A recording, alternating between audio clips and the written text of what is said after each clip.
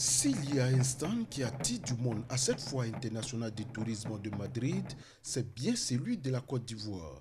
En 3 jours d'exposition, les participants ivoiriens ont déjà enregistré environ 10 000 visiteurs.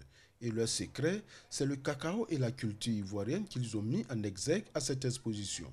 La fontaine de chocolat proposée à cette foire n'a pas d'exempli. Dans la discipline, tous les visiteurs tenaient à goûter au chocolat du premier pays exportateur de cacao au monde. Et après la dégustation, ils sont aussi retenus par l'ambiance de la troupe de danse.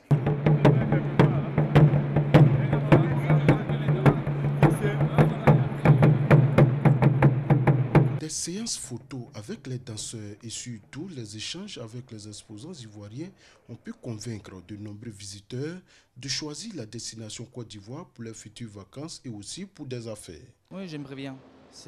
Ça a l'air intéressant au niveau de la nature et aussi les plages et tout. Donc, je pense que c'est un pays assez intéressant.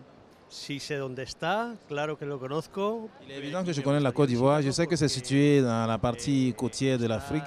Et je sais également qu'il a telle possibilité. Et donc, évidemment, j'aimerais le visiter. Les opérateurs ivoiriens ont pu rassurer les touristes sur la situation sécuritaire dans le pays. Cependant, ils ont souhaité l'ouverture d'une ligne aérienne directe entre l'Espagne et la Côte d'Ivoire. Tous les opérateurs que nous avons rencontrés, c'est ça qui est leur inquiétude et leur difficulté. Parce qu'il n'y a pas un vol direct. Et les prix sont encore plus chers en passant par d'autres pays pour arriver au pays.